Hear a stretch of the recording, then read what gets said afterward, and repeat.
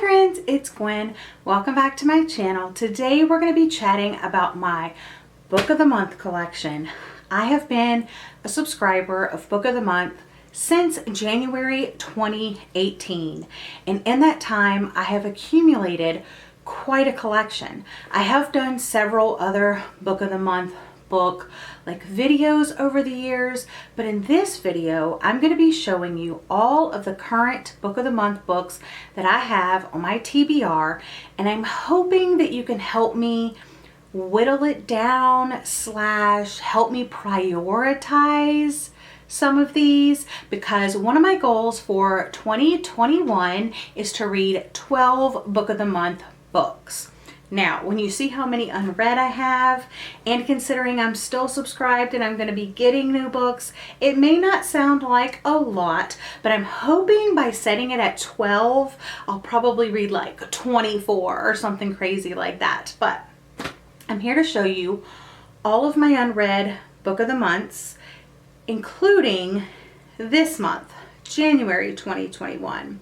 So what I was thinking by getting 3 books, I'm not really sure, but I actually picked my book and then I added on one and then I got a free book, you know? So let me show you those first. The newest additions to my unread collection, I have The Survivors by Jane Harper, and I'm actually going to be reading this for my book club in February, so I'm excited about that. I also picked up Dating Plan by Sarah Dessy, and I'm really excited about it. It has the most gorgeous cover ever, and it's a fake dating, type thing. Love it. Then they always do at the end of the year, they do their Book of the Month finalists, and then they have a Book of the Year. Well, the Book of the Year was The Vanishing Half, and I think it was very well deserved. I already have that on my shelf though, like a non-Book of the Month copy, because I pre-ordered it and I didn't want another copy of that, so I was able to pick up one of the finalists, and one of the finalists was The Girl with the Louding Voice by 𝒕𝒊𝒏𝒅. And this is about a young Nigerian girl that just wants an education. So I'm excited to have this on my shelf and another cover crush. So those are the January books that I picked up.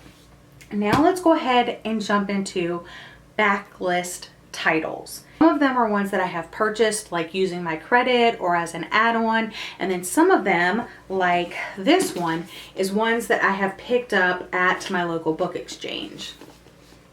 It says it right there on the back. Basically, I haven't spent too much money on these books because I get these from the book exchange using store credit, and then I get my Book of the Months. Like, I pay $14.99 for one book, $9.99 for every add-on. And then, like I said, this one I got to pick for free. So, yeah. But let's go ahead and start with this one. So, The Impossible Fortress by 𝒍𝒊𝒏𝒌𝒔.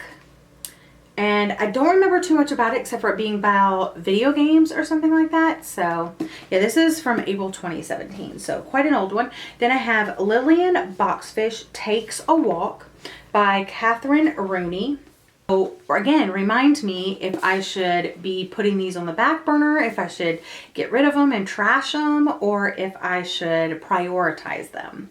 All right, next up is The Most Dangerous Place on Earth by Lindsay Lee Johnson. And this is about high school. Short one, which I think I should be able to knock out. This almost should even count, you know? But this is Goodbye Vitamin by Rachel Khong. And another striking cover. I was kind of hoping that it was going to be pills on the cover instead of lemons, but maybe that's significant somehow. Since We Fell by Dennis Lehane, and this is the same author of Shutter Island, which I also have not read. So I have this one, and again, stunning cover, The Dark Lake by Sarah Bailey. Again, another stunning cover. How many times are we going to say that? But most of these are thrillers, except for probably the ones that I've picked up, or romance, except for the ones I've picked up at the book exchange because I usually like go outside my comfort zone that way. This is the oldest one I have. This is from December 2016, and it's Swimming Lessons by Claire Fuller. And you could tell they did their branding different. It's not like in the corner, it's like this. So not, you know, so that was interesting. Next up we have For Better and Worse by Margaret Hunt. I'm sure it's like a wedding thing. On their first date back in law school, they bonded over drinks, dinner, and whether they could get away with murder. Now they're married. They'll put the latter to the test when an unchecked danger in their community places their son in jeopardy. Next up, I have Sweet Little Lies by Kaz Fryer. And this is a set in London type, a gripping mystery set in London. So this is why I was thinking maybe this won't be my cup of tea, but if you've read this and you know my book taste, let me know what you thought. Another kind of short one. I wanted to read this in the fall, but I never got around to it. The Lie That Held Us by David Joy. It just has a very fall cover, and it's about an accidental death and a cover-up, and yeah. This one I have tried. You can see that my bookmark is in there, and that is The Summer Wives by Beatrice Williams. And I just don't know if this is for me. It's like historical fiction, but I think I want to give it another go. Maybe try the audiobook for this one, depending on what you guys say. I have The Book of Essie by Megan McLean Weir. The Great Pretender by Susanna Carlin. And this is one that I would borrow the audiobook from my library to like help me get through it, and I think I have read a little bit of it. Oh yes, I have a page dented here. Dog ear. Yeah. So I have tried this one before, but for whatever reason I never made it through it. Family Upstairs by Lisa Jewell. And I have a love-hate relationship with Lisa Jewell, and I've seen this on a lot of disappointing lists, but I've also seen it on a couple like favorites list. So I'm really confused. Next up, we have another big chunker, The Chestnut Man. And this is by a Danish author. And actually my brother-in-law and his family live in Denmark. So I think that it would be kind of cool to be able to read this and know of an author, you know, from there. Maybe they would possibly know of that author at least. And I've heard really good things, but it's so chunky and so intimidating. Last Flight by Julie Clark, and I've actually been hearing good things about this recently, so might be picking this one up. I got at the book exchange, Other People's Houses by Abby Waxman. Let me know what you think. This is another older one. The Girl in the Mirror by Rose Carlisle, and this is one again that I kept trying to get the audiobook from my library, but I just never got around to it, so maybe I will try again. Marlena, this is one I want to get to this winter. Don't know if it will actually happen.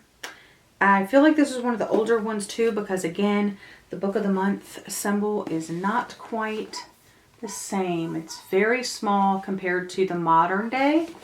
But this is by Julie Bunton, and it's about two girls and one kind of wants to be more like the other girl. Three Women by Lisa Taddeo, and this is a memoir, I think, or it's like short stories about three women, along with The Oracle, which kind of reminds me a little bit of 1984, but like different at the same time. That's by Jen DeLuca.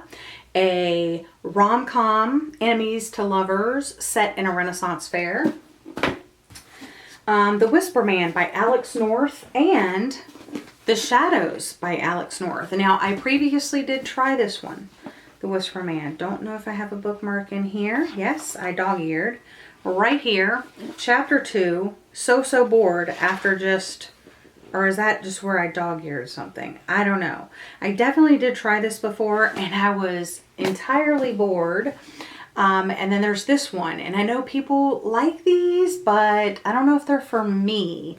But maybe it'll be an audiobook thing. Like, that's my way to try books that I'm really not that interested in. I think this is a legal thriller. Yes, 18-year-old Stella stands accused of a brutal murder of a man almost 15 years her senior. So, but I've been hearing lots about this lately. A Nearly Normal Family by M.T. Edwardson. Yes. So let me know if you think I'll like it. I'm not usually a huge fan of legal thrillers, but like there are some that I'm interested in. Next up we have Necessary People by Anna I have no idea how to say the last name. I don't think I've ever seen anybody read this or talk about it, like ever. And we've got 4 more to go. A Pretty Little Wife. This was one of the November picks, so pretty recent. Thriller, you know, think I'll like this one.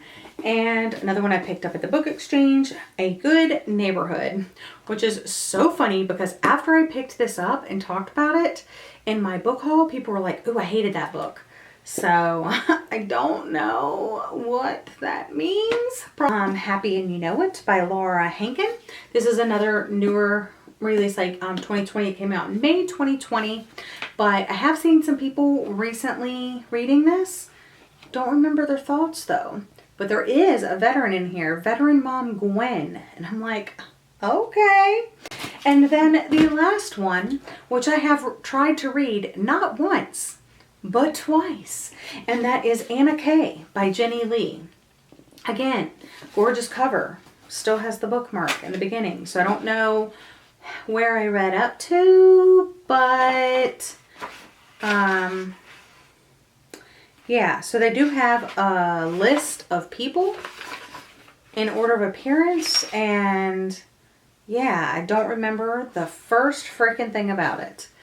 But, and I don't know like the origin story that this is based off of, so don't know if I would love it. So, those are the books that are currently on my Book of the Month TBR shelf.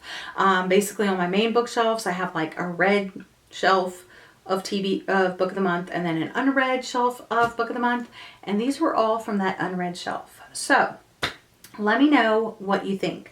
I don't think I want to completely trash any because I am trying to read outside my comfort zone this year, but definitely let me know if you have any favorites in the ones that I shared here today, and hopefully I will bump them up on my TBR and accomplish my goal of reading 12 Book of the Months this year. So that's all for today's video. Thank you so much for joining me. Leave me a bunch of comments down below letting me know what to bump up and what to bump down, and I'll see you guys again in my next video. Bye!